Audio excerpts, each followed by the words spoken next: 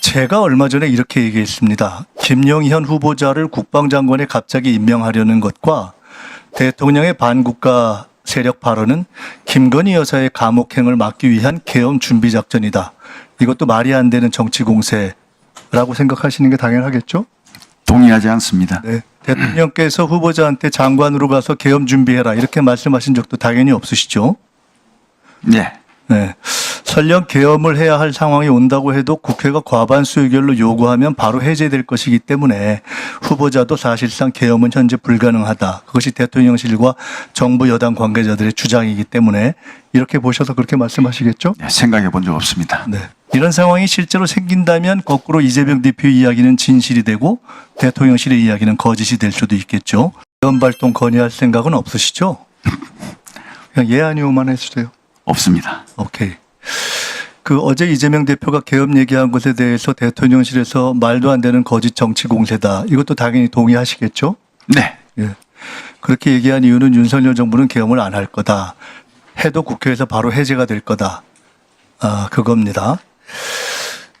제가 얼마 전에 이렇게 얘기했습니다. 김영현 후보자를 국방장관에 갑자기 임명하려는 것과 대통령의 반국가 세력 발언은 김건희 여사의 감옥행을 막기 위한 계엄 준비 작전이다. 이것도 말이 안 되는 정치 공세라고 생각하시는 게 당연하겠죠? 동의하지 않습니다. 네. 오늘 그 얘기를 좀 해보겠습니다. 대통령께서 후보자한테 장관으로 가서 계엄 준비해라 이렇게 말씀하신 적도 당연히 없으시죠? 네. 네. 설령 계엄을 해야 할 상황이 온다고 해도 국회가 과반수 의결로 요구하면 바로 해제될 것이기 때문에 후보자도 사실상 계엄은 현재 불가능하다. 그것이 대통령실과 정부 여당 관계자들의 주장이기 때문에 이렇게 보셔서 그렇게 말씀하시겠죠? 네, 생각해 본 적 없습니다. 네. 아니, 생각해 보신 적이 없는 것이 아니라 계엄이 불가능하다라고 주장을 네. 하고 있지 않습니까? 헌법 제77조에 보면은 국회가 제적의원 과반수 찬성으로 계엄 해제를 요구하면 대통령을 이를 해제해야 된다. 대통령실이 이 조항을 정확하게 지정한 겁니다. 맞죠? 네. 국회의원에게는 불체포 특권이 있기 때문에 계엄이 발동돼도 국회의원들이 국회에 모여서 해제를 요구하면은 계엄은 해제됩니다. 이것이 100% 진실이면은 대통령실 얘기가 맞고요. 이재명 대표 얘기는 거짓 정치 공세고 괴담이 됩니다. 근데 계엄법 제13조에 보면 여기 PPT를 중간중간에 제가 이건 띄우라고 안 했군요. 계엄법 13조의 국회의원 불체포 특권을 보면은 계엄 시행 중 국회의원은 현행범인 경우를 제외하고는 체포 또는 구금되지 아니한다 이렇게 돼 있습니다. 그 얘기는 뭐냐면 국회의원들이 계엄법상 현행범으로 현행범입니다. 또는 구금돼서 계엄 해제 의결을 과반수로 만들 만큼 참여하지 못한다면 지금까지의 이야기는 다 바뀌게 되는 것입니다. 이런 상황이 실제로 생긴다면 거꾸로 이재명 대표 이야기는 진실이 되고 대통령실의 이야기는 거짓이 될 수도 있겠죠. 자, 현행범의 정의는 뭘까요? 한번 저기 떠 있지 않나요? 네. 형사소송법상의 현행범 정의가 있습니다. 범죄를 실행하고 있거나 실행하고 난 직후의 사람을 현행범이라고 합니다. 그중에 1. 범인으로 불리며 추적되고 있을 때 4. 누구냐고 묻자 도망하려고 할 때 형사소송법상 현행범의 정의입니다. 후보자께서 혹시 이거 말고 대한민국에서 현행범의 다른 정의를 알고 계신 거 없죠? 네, 처음 봤습니다. 네. 현행범은 범죄의 내용이 규정이 안 돼서 대단히 폭넓게 적용 가능한 개념입니다. 가령 누가 김건희 여사가 감옥에 안 가려고 계엄을 하자 그랬다더라. 이렇게 하면은 유언비어를 유포한 현행범이 되는 겁니다. 그 다음 PPT 한번 볼까요? 지금 저기 있는 대비계획이라는 것은 지금 소위 얘기하는 박근혜 정부의 계엄 문건이 대비계획 세부 자료입니다. 이 중에 13 자료가 떠 있을 겁니다.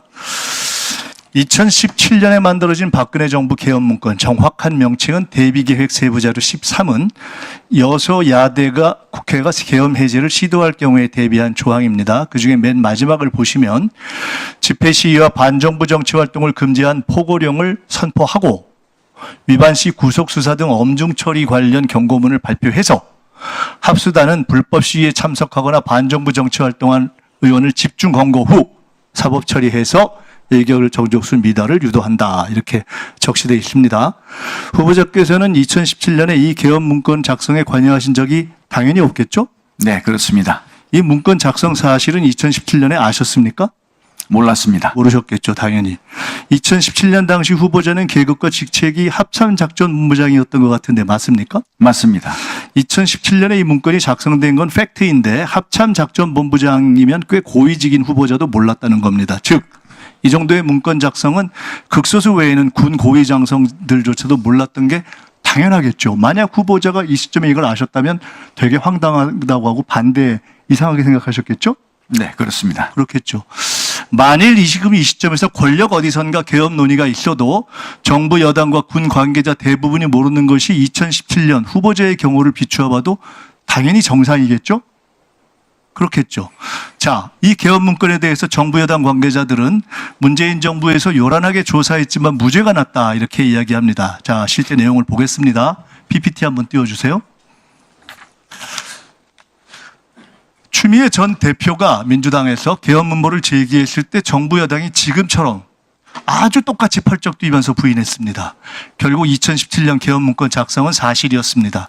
제가 당시 추미애 대표에게 제보했던 사람 중 하나입니다. 정부 여당이나 관계자들의 주장처럼 조현천 당시 기무사령관의 내란 예비 음모 혐의는 검찰에서 무혐의가 되었습니다. 왜? 문건은 작성되었지만 문건 작성만으로 실질적 내란 위험에 이른 것은 아니다. 이런 이유입니다. 그러나 조현천의 개업 문건 작성 직권 남용은 현재 1심 재판 중이고 문건을 작성하고 은폐한 기우전과 송강원 당시 기무사 5처장과 610 부대장은 2심에서 유죄를 받았습니다. 그건 아시나요? 모르시나요? 예, 제가 관심을 이렇게 못- 중요한 거 군에서 쿠데타 개업 음모가 있었던 건데 이거 모르시나요? 이런 거 다 모르나요? 이렇게 중요한 논의가 됐는데 몰라요? 넘어가겠습니다. 별로 이런 부분에 자, 그 다음 관심이 PPT로 없었어요. 넘어가겠습니다. 네. 띄워주세요. 국가 비상사태가 발생하면 국방부는 계엄 선포 여건을 검토해서 대통령에게 건의하고 국가안보회의와 국무회의 심의를 거쳐 선포합니다. 즉 계엄 선포 검토도 건의도 국방부 장관이 하게 되어 있죠. 이건 아시죠? 네, 자, 그 다음 PPT. 헌법 77조와 계엄법 9조에 따르면 비상계엄 선포 시에 체포, 급음, 압수수색, 거주, 이전, 언론, 출판, 집회, 결사에 대해서 국민의 기본권 제한이 가능합니다. 국방부 장관이 검토하고 건의하는 계엄의 중대한 권한입니다. 장관 되실 거니까 이건 아시겠죠? 예, 그 다음 PPT 보여주시죠. 박근혜 계엄 문건에 의하면 비상계엄 당시에 사이버 유언비어 차단을 위해서 방통위가 주관하는 유언비어 대응반을 운영하고 시위 선동 등 포고령 위반자가 가입한 포털 사이트 SNS 계정 폐쇄 및 검거 사법 처리한다는 단계적 조치 사항에 나와 있습니다.